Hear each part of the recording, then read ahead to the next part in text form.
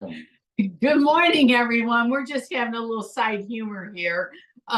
Welcome to Cooking with Nancy O and her sidekick, Rick, her husband. He's been telling me with dad jokes, and that's what we're sitting here laughing about. Anyway, once you become a dad, I guess it entitles you to tell these horrible jokes for 40 years plus, and they get old after a while. Right, honey? Sure. Sure. See, okay. So we are here to share another recipe with rhubarb, and I picked this for a reason because we are coming into the cool vegetable season. June is probably when these cool vegetables are over because our heat here in St. Louis skyrockets, and we can't use these vegetables anymore. So I did grow rhubarb on the tower, and a lot of people don't know about rhubarb, and I'm very passionate about rhubarb, and it was something I grew up eating, but only in pie. And then I learned that there was a whole new world out there of other ways to cook rhubarb. And I was just really excited about that. So that's why I picked another rhubarb recipe today. And I started thinking about this. We had wonderful guests over yesterday for dinner, and we had this gorgeous salad. And I thought, oh boy, we're coming into the big salad season. I'm so excited because I get to share all kinds of new salads for people and be creative with them, because salads can be very boring in my eyes unless you really make a good salad. So this is once again another salad, but we're going to do a spinach salad. So we have our spinach here. Now Rick pre-cut the rhubarb. But here's what I want to show you.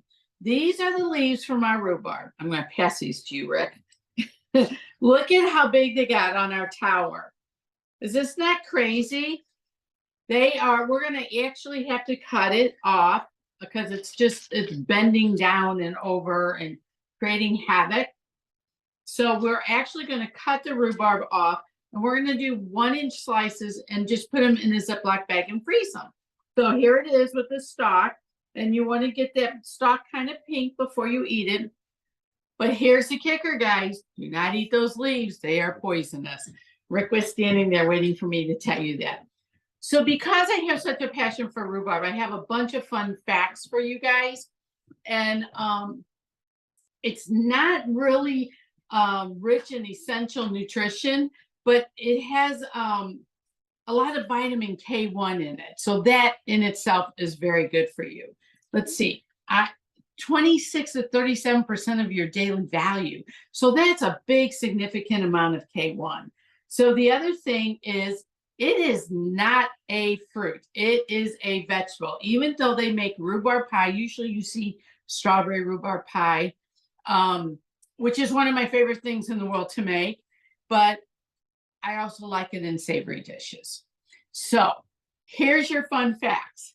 I have to read them to you because I'm not smart enough to remember all this, guys. Not this early in the morning. Ben Franklin is credited for bringing rhubarb seeds to this country in 1772. But it didn't become popular until the 1800s. And then in the 1900s, it continued to grow. Now, like I said, it's a vegetable and it's considered a perennial. So if you can get it growing in your garden without the squirrels, the rabbits, the deer, and all those critters eating it, because that's what we have here, you can get a really good rhubarb patch going. And every summer, it's just beautiful in your yard. Look at the size of those leaves, right? So something to consider if you're going to start getting into rhubarb is to use non-reactive pan and storage when you're cooking and storing it. And you're like, okay, what's non-reactive? Here you go. Here's your list. Clay, plastic, glass, stainless steel, enamel, nonstick, and anodized aluminum. All are considered non-reactive. Now, you do not want to use uncoated aluminum, uncoated copper, and unseasoned cast iron, which the cast iron threw me because we cook on cast iron, but ours is seasoned. So they all will react, and it's something with the acidity in there. So you want to make sure you're using non-reactive pans in storage. And like I said before, we will take our stalks of rhubarb and we'll slice them into 1-inch pieces. Usually about 3 cups is what I use for when I'm making a meal of something. So I'll do them in Ziploc bags, freezer bags, and just throw them in the freezer just like that. And just label them and you're ready to go. It's that easy to do. Now I want to tell you that if you guys want other rhubarb recipes from me that is not pie, then just give me a holler, because I bought this wonderful rhubarb cookbook years ago, and this is where I get my rhubarb recipes from, and there's a lot of fun recipes in there, and I'm happy to share them with you. So Rick, are you ready to start on this recipe? Yeah, let's get this one right. Let's get this one. Okay, he said, let's get this one right, because we did a sample one because we had never made this. All this recipe is consisting of is spinach. We're going to cook the rhubarb, and the juices are going to be made into our dressing. That's how easy this recipe is. Now, I have not tried this recipe yet, so I have not added any extras, but you can get creative and start adding other fruit to this. I say other, but that's a vegetable. We got to remember that. So we're going to get Rick over there started on the stove, and he is starting with what you putting in first, Rick? Rhubarb. Rhubarb. Now, I'm going to share. Oh, put your hands back. I got to tell them what we did wrong. So when we pre-cut our rhubarb, it said to slice it. So we did little thin slices. Well, the cooking time on the first brown was overcooked. So we're going to cut our cooking time back because we already had this pre-sliced. So if you do cut your rhubarb a little too thin, just cut your cooking time back. There you go, buddy. Okay. So he's going to throw the rhubarb into our saucepan back there. And we are going to sprinkle a little sugar with it because rhubarb can be very, very bitter. Okay. And he does such a good job sprinkling. Now you're going to cover it with the water by about 1 inch. How many cups did you use, Rick? Let me see. This is about 2 cups, but I'll see how much. About 2 cups he has. I think I only put about a cup in. About a cup of water. You just want to get it covered because you're going to cook that. And this is actually the finished product here. So you can see it's not going to make a whole lot. Okay, so he's going to get cooking that. And he's only going to cook that on high for like a minute. Once it boils, because otherwise you're going to overcook it like we did our first round. Here, I'm going to grab that. Yeah, I know. So it'll start to turn a little bit of a color, and that's when you can see how wimpy that is. So you don't want to cook it like that. You just need to get some of the juices out of there. You want to have a little crunch to your rhubarb when you eat it. So that's kind of how we did that. Okay. He's bringing that to a boil. I should have saved all my goodies for you. So I know that last time we did the rhubarb, I shared this really cool story with you. But I know my sister-in-law watches this, so I hope I don't bring a tear to her eye. But I grew up with rhubarb pie because my mom liked it. I'm not sure if my dad ate it. I don't remember that. But when I married Rick, his mom loved it. So that was a really good bond we had. And then his dad liked it. He preferred strawberry rhubarb, but he ate the rhubarb when I brought it down. And then years after we were married, my mother-in-law ran into this other recipe that was more like a custard rhubarb pie. And so she shared it with me, and that has become our favorite in our family. And I have passed it on to many friends and family since. So I just have a real big love for rhubarb. How's our rhubarb going back there? Boiling? And he's got 1 minute to cook that because we don't want to make it wimpy. Yeah. Okay. All right. So when he gets done with that, he's going to drain that. And then we're going to put all of our sauces, our flavorings in it, our olive oil, some salt and pepper to taste, and some red wine vinegar. You can see we're only using about a tablespoon of red wine vinegar. About 2 tablespoons we should be using. And then some olive oil, 6 tablespoons, and just salt and pepper to taste. Okay. So you can see in the picture on the stove over there that it's starting to change colors. So that's when it's about done. And like I said before, if you cut it bigger, then you're going to be better off cooking it for the 2 minutes. So he's draining that, and then we're going to come over here and we're going to mix that up. We good? You want to throw that into the bowl for me? Oh, you know what he has to do? He has to cook this down. Yeah.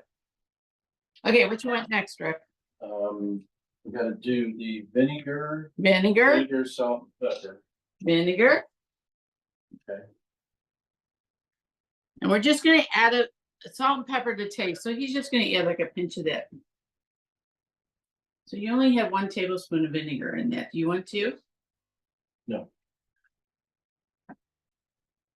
He said no, but the recipe says 2. That's Well, my we cut it in question. half.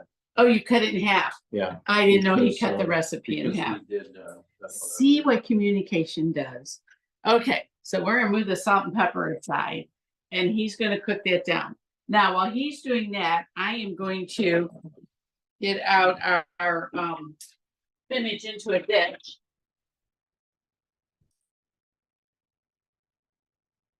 So it just says to plate your salad. Oops. That's a lot better. Oh, look at, oh, you guys, look at this. This is what I was waiting for. Look at how much better that looks. So you're gonna get a little bit of crunch in there. And yeah, that's gonna be great, Rick. All right, I'm making you a salad over here. Okay. And I'm gonna put some of that on there. I'm gonna do it on this side. Let me move How do you this. Dressing when it was warm, it would wilt the spinach a little bit. Oh, yes, that's right. When the dressing was warm, it would wilt that spinach just a little bit. And everybody loves a wilted spinach salad. I'm curious to see if it needs cheese or, you know, we always put eggs and bad things on our spinach salad. So, okay, I'm going to make this up for you so you can taste it. Well, the other ones, look at that. That's probably plenty. Okay. You want to try it? I'm ready to. Are you? Yeah. Well, you know, it's such a twist on things. And if you can get these vegetables to grow easy enough, what an easy meal. Right. I don't know. Are you sorry? I was talking. Woo. How's the dressing? Dressing's good. I have to try this. Kind of because, sweet. well, you like anything with Yeah. sweet. That's why I like it. It's a sweet sour, guys. This is not overly sweet. I love the taste of the spinach in there. Yeah. That has a really, really good flavor in there. And that is, oh, Heidi's gonna love this recipe. I would add stuff to it though. Well, yeah, I think that Personally. we would like more goodies in our salad. So there's no reason why we had never made this. So I made it just like this. You can add anything you want to this salad and it would be wonderful because the dressing's fantastic on it. And a little bit of rhubarb in there, you're good to go. I did want to tell you that I'm headed out to conference on Wednesday. I'm going to be coming back with all kinds of good information about the Tower Gardens, and I can't wait to share them with you. And I think what I'm going to do is do a big bang on some smoothie ideas because it's time for us to take our tower completely down. And Rick's going to be doing that while we're gone. We're going to have all these vegetables. I want to share with you the wonderful protein mix that we use that we absolutely love. We'll share recipes that we do with it. We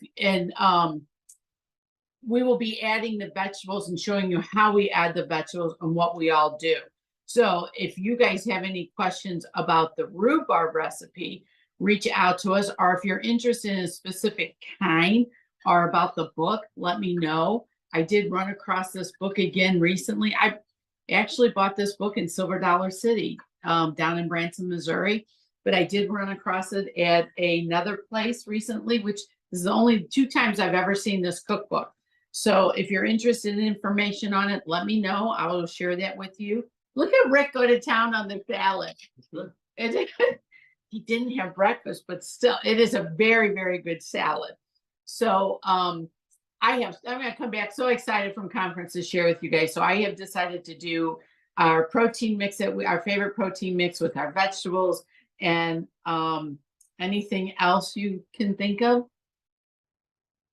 I'll also, because there's some new protein. Yeah, we have some new protein mix that just came out and I've already ordered samples of it to share with you guys. So, and I'm going to be talking about that next week.